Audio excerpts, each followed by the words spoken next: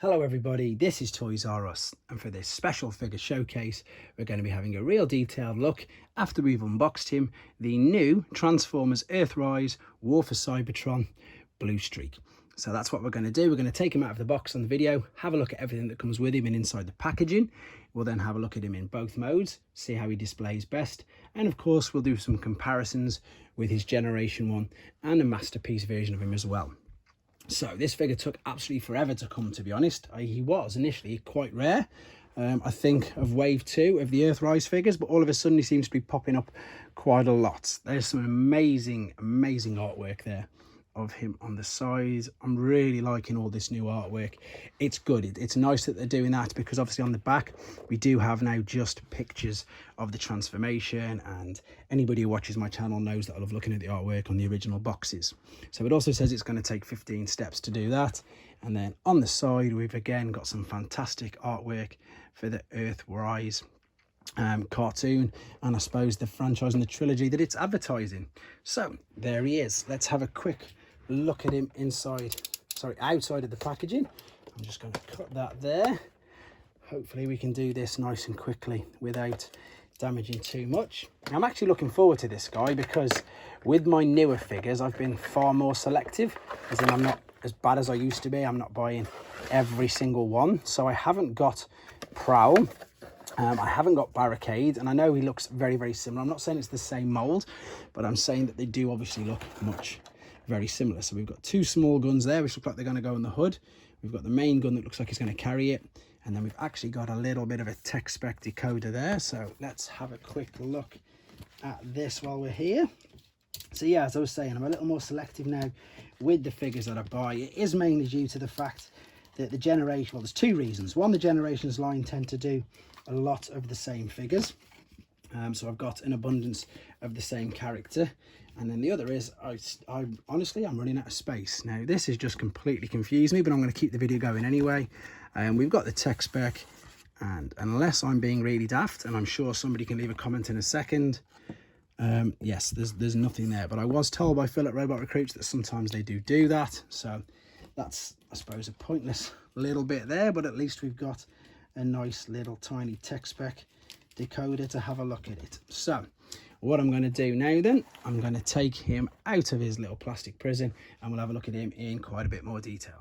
Okay, there we go. So we've got him outside of his packaging, and you know, he does look really good. I'm really impressed with this head sculpt of his.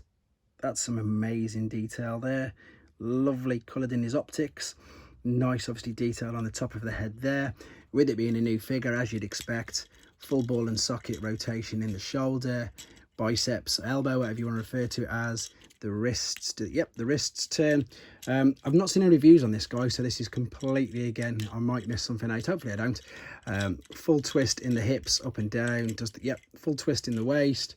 It's as good as, I suppose. Yep, ankle tilt, again, as you'd expect with it being a new figure. 100% posability.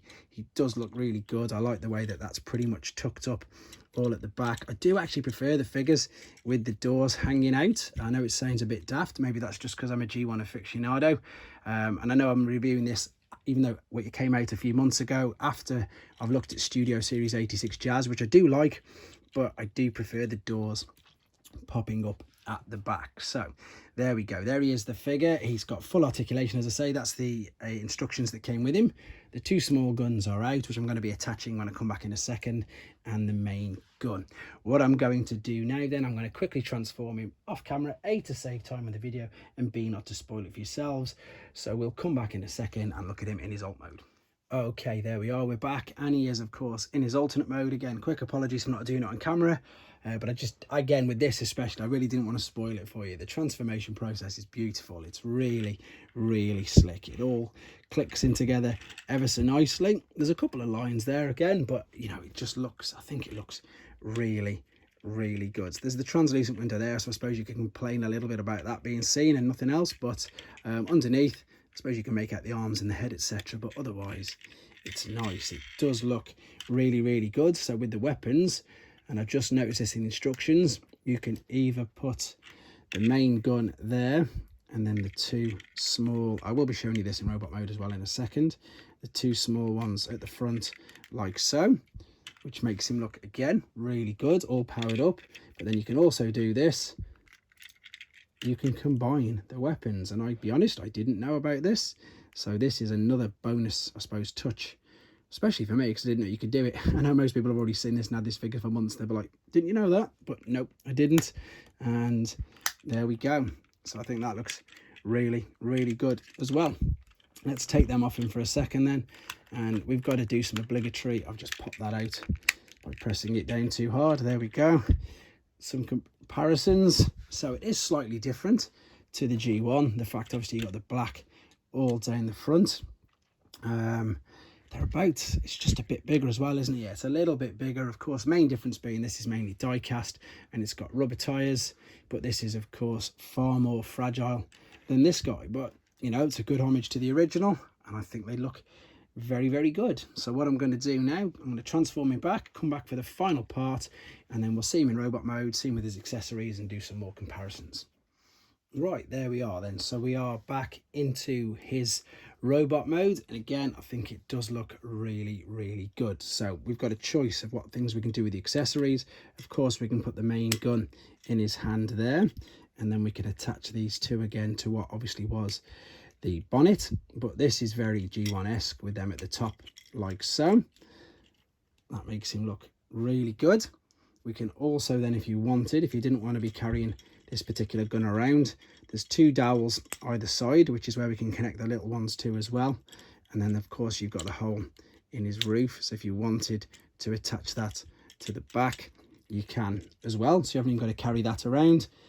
I'll balance him there. And then of course the last thing that we did just on the alternate mode is you can of course combine these, and he can have them combined himself and hold it. I'll just do that very quickly, pop that in his hand for you guys to see, and then we're going to do some quick comparisons with him. There we go. That makes him look a bit like a Target Master. That looks like, I suppose it's a bit like Slugslinger's Target Master, but there is the original one, and you can see he's much bigger. Again, articulation wise, which we've mentioned, he's much improved. He does look very good.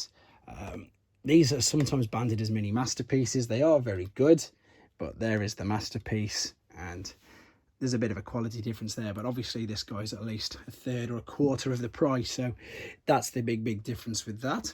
I'm just going to quickly take these off, and I'm going to put them how I would display them. So if I'm going to display him, then it's got to be pretty much the same as the guy. Well, they both got it. Obviously you can see that the masterpiece figure and the original G1's got like the shoulder mounted rocket launchers, and then ironically enough, both of them, I've put the gun in what is their right hand. So this is exactly how I'm going to be displaying this particular guy. But in summary, I'm really impressed with him. Well worth the wait. I'm pleased to say, as I say, that he is now more readily available. He was quite hard to get hold of.